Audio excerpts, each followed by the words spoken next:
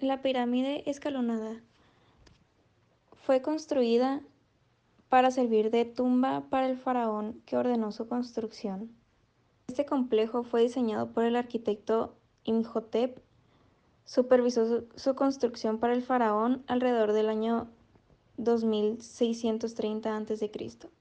Su altura es de 60 metros y consta de 6 niveles superpuestos que van disminuyendo en dimensiones conforme ascienden.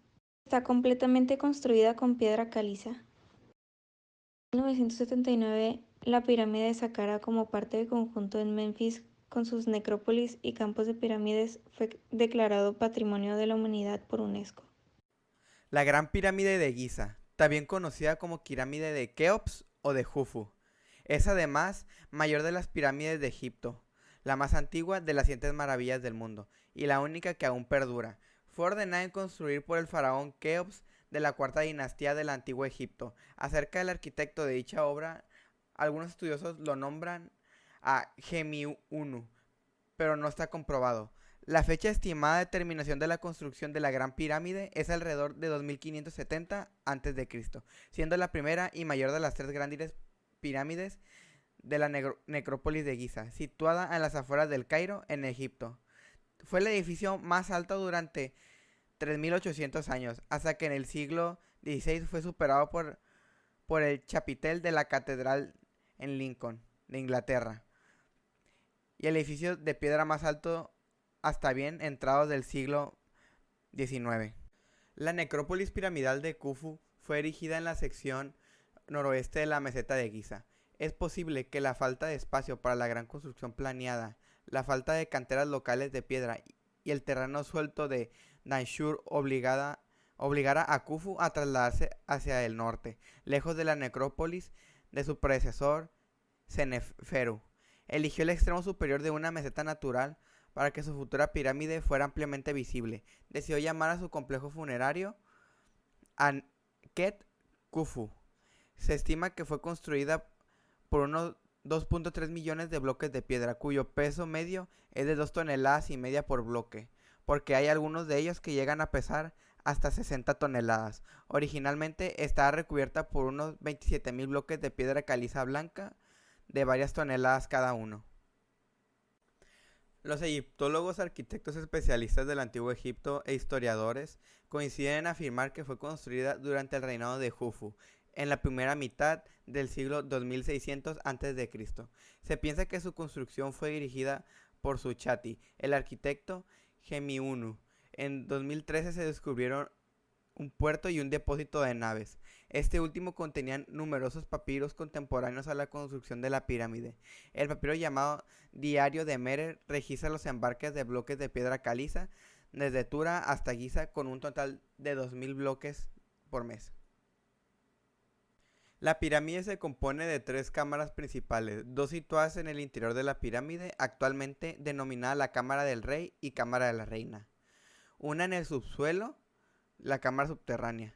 A las cámaras se accedían desde el lado norte por un pasaje descendente, obstruido al final por grandes bloques de granito que comunicaba con dos pasadizos, uno ascendente que desembocaba en la gran galería y otro descendente que llega hasta la cámara subterránea.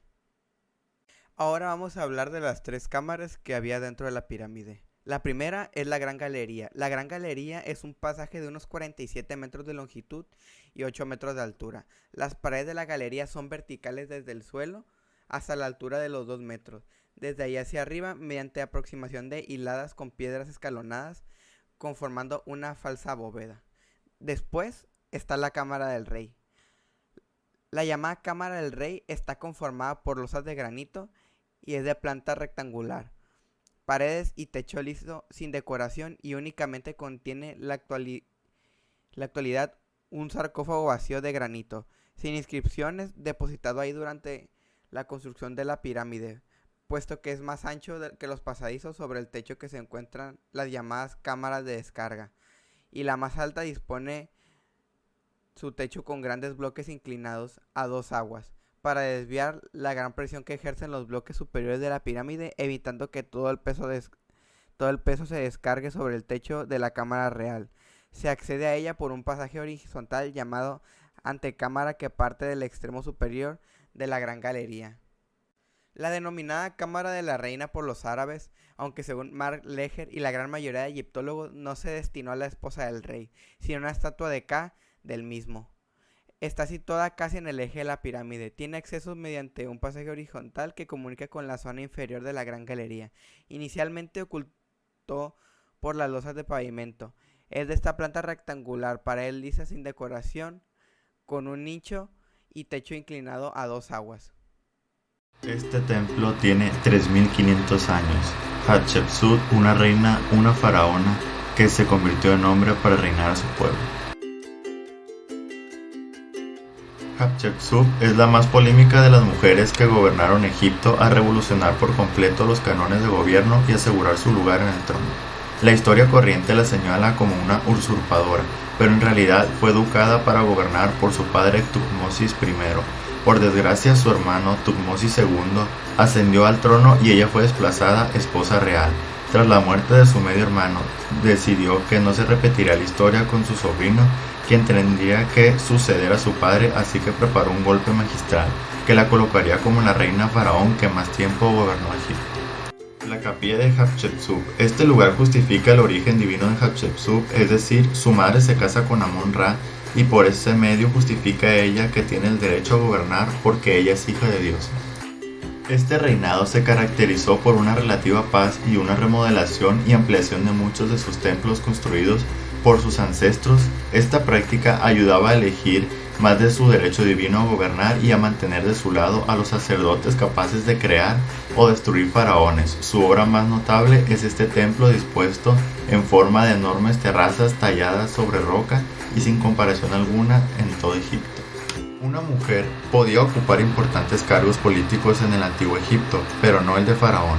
Tras justificar su origen divino con ayuda de los sacerdotes, adoptó una figura masculinizada en público y en todas las representaciones artísticas. Fue la primera mujer en retratarse en la figura de esfinge y por primera vez en la historia se percibe una dualidad de sexo justificada y aceptada por todos. Tristemente, Hatshepsut murió de un acceso a una muela en una edad de entre 50 y 60 años y rápidamente sucedió por su sobrino Tutmosis III. Un dato curioso de este templo es que en las escaleras principales a sus costados tiene una serpiente, la cual sería el dios Amon-Ra.